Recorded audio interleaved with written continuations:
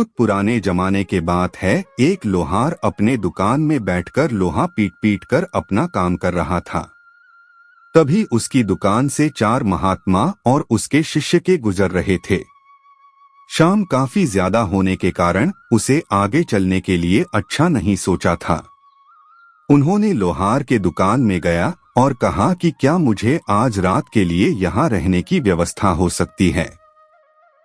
उसके बाद लोहार कहता है कि यह कोई पूछने की बात है, आप जैसे महात्माओं को शरण देने और हमें आपके मेहमान नवाजी करने का मौका तो बहुत ही किस्मत से मिलता है। उसके बाद लोहार ने महात्मा जी के ठहरने की पूरी अच्छी व्यवस्था किया, उनका अच्छा से मेहमान नवाजी किया और उसके बाद उनका पूरे आने जाने के थकान के कारण होने वाले सभी प्रकार के दवाइयों का भी निवारण किया। जब महात्मा लोहार के यहाँ से जाने लगा तो महात्मा जी बहुत ज्यादा खुश हुए थे उसकी मेहमान नवाजी को देखकर। महात्मा और उसके शिष्य जाने की तैयारी कर रहे थे। उसके बाद महात्मा लोहार के पास आता है और कहता है कि तुम्हें 3 वरदान में दे सकता हूँ, बताओ तुम्हें क्या चाहिए। यह बात सुनकर लोहार काफी ज्यादा खुश हो जाता है और कहता है कि मैं तो ऐसी चीजें मांग लूंगा जिसकी मुझे बहुत ज्यादा जरूरत होती है। वह बहुत सोचने लगता और फिर कहता है कि मुझे 100 वर्ष की आयु तक जीने के लिए चाहिए है। महात्मा कहता है कि यह लो, अब तुम 100 वर्ष तक जिंदा रहोगे। उसके बाद महात्मा कहता है कि तुम अपना अगला इच्छा बताओ, मैं जरूर उसे पूरा करूंगा। कुछ सोचने के बाद लोहार कहता है कि आप मुझे ऐसा वरदान दीजिए कि मेरे दुकान में कभी काम की कमी ना हो। महात्मा ने लोहार को ऐसा वरदान दे दिया और कहा कि अब से 100 वर्ष तक तुम्हारे दुकान में किसी भी काम की कमी नहीं होगी। उसके बाद महात्मा जी ने कहा कि अपना तीसरा वरदान बताओ। लोहार को कुछ समझ में नहीं आया, वहां जल्दीबाजी में कह दिया कि इस कुर्सी में जो भी बैठेगा वह मेरी मर्जी के बिना नहीं उठ पाएगा, ऐसा वरदान दीजिए। महात्मा जी ने वह वरदान उसे दे दिया। उन्होंने कहा कि आज के बाद जो भी इस कुर्सी में बैठेगा वह तुम्हारी मर्जी के बगैर उठ नहीं पाएगा। उनकी जिंदगी हंसी खुशी चलने लगी। उसके पास किसी प्रकार का कोई काम की कमी बिल्कुल भी नहीं हो रही थी कभी भी।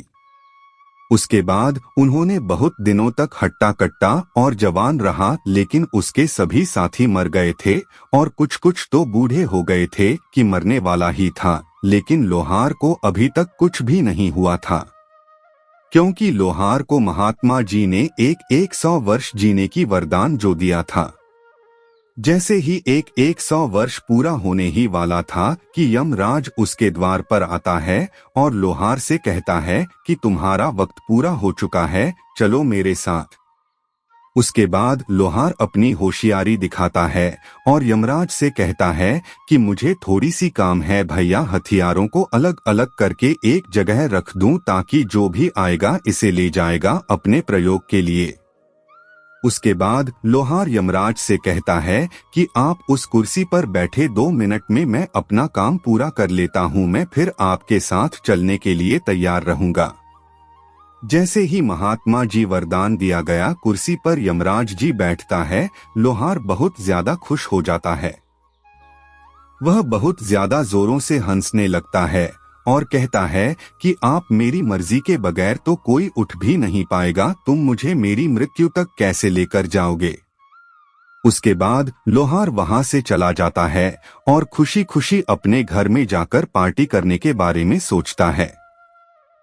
वह जैसे ही मुर्गे को काटने के लिए खोजता है तो मुर्गा कटकर तुरंत वापस जुड़ जाता है, क्योंकि यमराज जी को तो उन्होंने वहां पर बैठाकर कैद करके रखा था। इस कारण से पूरी दुनिया में किसी की भी मृत्यु उस वक्त नहीं हो रही थी। फिर उसके बाद लोहार ने एक बकरी बुलाया। उन्होंने कहा कि चलो इस बकरे की मीट से आज हम पार्टी करेंगे। फिर उन्होंने जैसे ही बकरे को काटने की कोशिश की, बकरा नहीं कटा और वापस जुड़ गया और फिर वहां से भाग गया।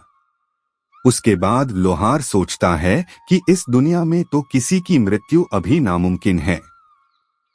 लोहार को मरने की बिल्कुल भी इच्छा नहीं थी। उन्होंने सोचा कि चलो मैं दाल चावल और प्राकृतिक चीजें खाकर ही गुजारा कर लूंगा। फिर उसने चावल दाल और प्राकृतिक चीजें खाना शुरू कर दिया। यमराज जी को उस कुर्सी पर बैठे करीब करीब 1 साल बीत गए। पूरी दुनिया में तबाही का मंजर था, क्योंकि किसी की भी मृत्यु न होने के कारण आसमान पूरी तरह से मच्छर मक्खियों से काला पड़ गया। उसके बाद खेतों खलिहान में पूरी सदस्य हैं, तितलियां और मधुमक्खियां तथा जानवर बहुत ज्यादा हो गए थे, जिस कारण से खेत खलिहान के सभी फसलें एक दिन में ही कट जाया करता था।